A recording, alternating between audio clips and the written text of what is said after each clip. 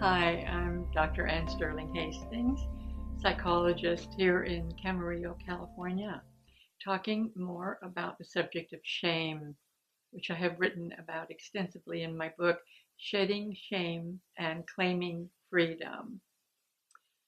Hope you'll take a read. So today I want to talk about shame and boundaries. You might have had the experience of knowing that you didn't want someone to act a certain way or talk a certain way to you, and that you needed to be able to have better boundaries, or perhaps you haven't got to the boundary place yet. So shame shows up everywhere, and I really like to focus on the ordinary, everyday kinds, the kinds where nobody would say to you, "Oh, that person was shaming you." So I talked before about my friend whose mother-in-law wanted to tell her how to take care of her baby. And she, first of all, felt like that she had to let her mother-in-law tell her, but she knew that she wasn't going to do it and that she didn't like it. And after our conversations, when she realized that her mother-in-law was actually shaming her, and that shame would enter her and stay there, adding on to what she already had, unless she could set boundaries. And we talked about how the boundaries could be very gentle and warm. She didn't have to say, "Hey, get out of here, stop talking to me, don't tell me what to do ever again," right? That's not exactly a boundary. That's having to respond with shaming to shaming. So instead, she was able to say, "I'm going to raise my baby the way I'm raising her, and I would really like for you to not give me advice anymore because I'm not going to take it." And if the mother-in-law kept going, she would have to increase the intensity of her boundary, and she might even have to say, "I'm sorry, I can't be around you when you're telling me what I must do with my baby." So that is an example of where, when you know that you're being shamed, then you know that you need to set boundaries, because we take shaming in when it's directed at us all the time. And then it just piles on layer upon layer. So then if you buy a book that says, "I'm going to help you stop feeling shame," they tend to focus on the shaming that you do of yourself, self-criticism, putting yourself down, finding fault with yourself, running negative on yourself. And of course, you want to be able to heal that. My focus on ordinary everyday shaming can help you see what it is that you need to stop taking in, because what you take in just reinforces what's already in there, those self-criticisms. Like my friend, to continue with that example, she, by even being willing to listen to her mother-in-law, she felt angry and resentful because she wasn't capable of setting boundaries.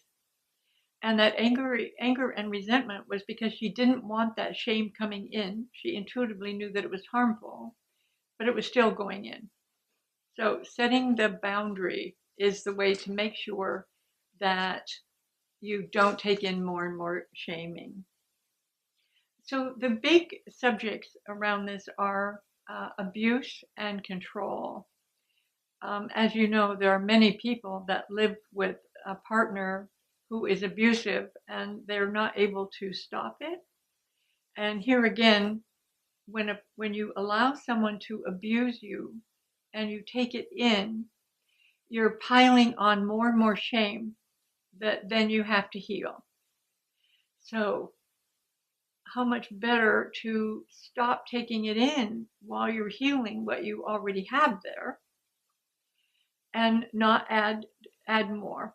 Now, this is, of course, easy to say and difficult to do, but I would like the principle to be out there that the more you allow yourself to be abused, the worse it's going to be for you dealing with your own shame.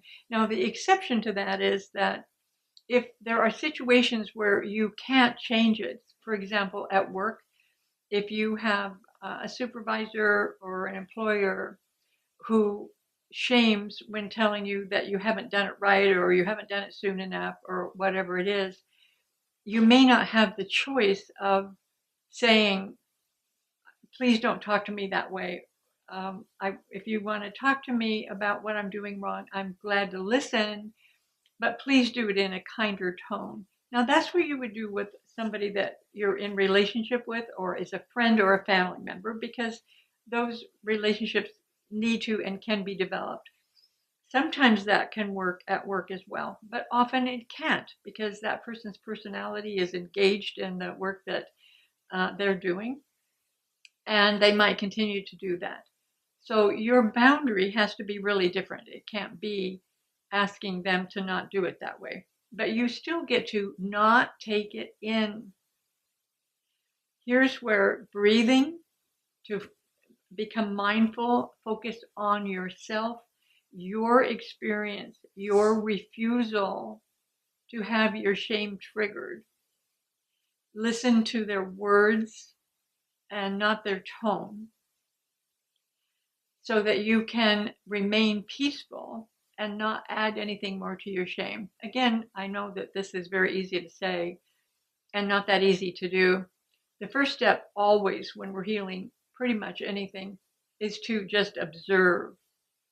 So what you could start doing is observing, whether it's a mother-in-law or a supervisor, to notice how they're shaming you, because they're involved in the ordinary everyday shaming.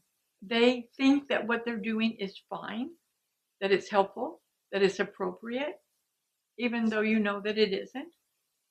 So observing that will allow you to make an internal shift, even if you can't make the external shift. So I'm talking about abuses, whether they're severe abuse, being shamed mercilessly, a partner who goes on and on about what's wrong with you. I'm not talking about physical abuse. That's a whole different arena. I'm just talking about the shaming abuse. And then the milder ones where somebody just kind of blows you off, in a shaming way. Just start noticing where this is going on. And you can also go to restaurants, coffee shops. Coffee shops are great. I wrote most of my book, Shedding Shame and Claiming Freedom, at Starbucks, different Starbucks, because overhearing the conversations was so valuable.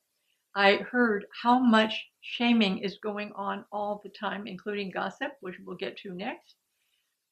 Shaming each other or shaming other people, couples sitting down to have coffee together and are shaming each other, maybe in a very minor sort of way, but still doing that. And doing this with friends, as I repeat over and over, doing it with other people is the most powerful, because you can look together and you can talk about it.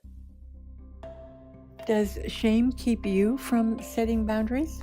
It might feel like fear, but it might very well be shame. I would really enjoy hearing your stories. If you would like to make comments, please share this with family and friends. And also, if you can like and subscribe for more, that would be just great.